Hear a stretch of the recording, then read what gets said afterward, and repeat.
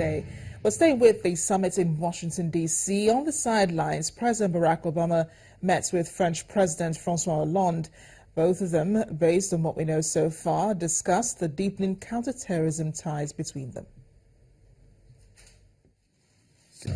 Nuclear materials don't fall into the hands of terrorists, but in the wake of the Brussels attack, with our memories of the tragedy in Paris, we have not only great urgency around the nuclear issue, but eliminating generally the scourge of terrorism. And we are continuing to deepen the partnership with France around counterterrorism efforts. We've made some significant strides around information sharing. President Hollande has been a leader in helping to galvanize the European community around the necessity to be more effective in transatlantic exchanges of information and rooting out foreign fighters, identifying potential attacks, cutting off financing. And so this has been a very useful exchange in terms of examining the progress that have been made by our teams and where we still have to push a little bit harder. And we also had an opportunity to discuss the possibilities of a new government being formed in Libya and how we can try to solidify a structure there that would prevent ISIL from using that territory as a future stronghold, as well as deal with the broader issues of refugees, both because of the enormous humanitarian concerns that these refugees present as they try to make their way to Europe, but also the consequences of how the refugee problem is putting enormous strains on European unity. President Barack Obama also met with his Chinese counterpart on the sidelines of the same summit. He confirmed that both countries would work together to try to prevent further missile tests by North Korea. North Korea's nuclear tests on January 6th and satellite launch on February 7th were violations of existing UN sanctions. Since then, the UN and Washington passed further sanctions on Pyongyang.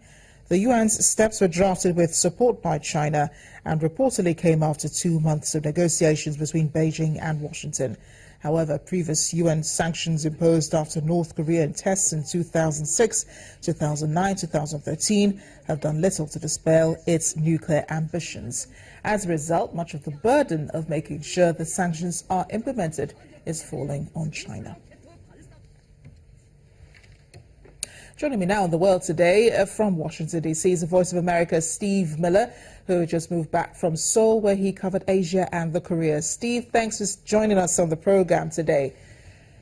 It's my pleasure. Great to have you. Can you give us details about the cooperation which the United States and China would have in the wake of North Korea's nuclear tests? Well, as you alluded to, the relationship between North Korea and China is paramount in making sure that these sanctions are carried through. China is North Korea's largest trading partner, and to the world, it always appears as if China has a large degree of influence politically and economically over North Korea. Now, that political influence seems to have waned in recent years, as we have not seen Marshal Kim Jong-un travel from Pyongyang to Beijing, but that financial ties still exist. And that's why these latest sanctions, that are probably the most strict in terms of recent years, are really falling on the shoulders of China, because so much trade passes between that border. China really has to step up its game, and it has pledged.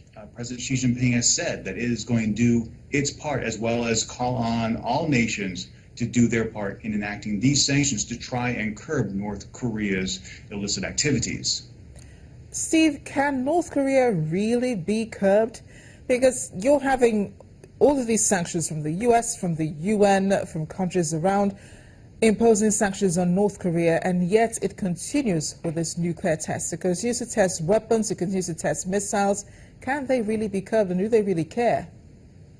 Well, that's the question everyone has on their mind, because as you alluded to, we've had sanctions for years and years and years, and they have made some progress. Some analysts have said that perhaps it is time for a new approach. Now, with these latest sanctions and China coming out and saying that they really are planning to implement them as they were passed at the United Nations, it is hoped that this will stop North Korea's activities. However, today, North Korea also released a statement saying that they aren't going to abandon their aims at long-range missiles, at nuclear weapons. So perhaps what the goal of these discussions are on the international stage is to find a way for everyone to come back to the table once more and discuss where to go next. That is one call to action that Beijing has made several times leading up to this summit.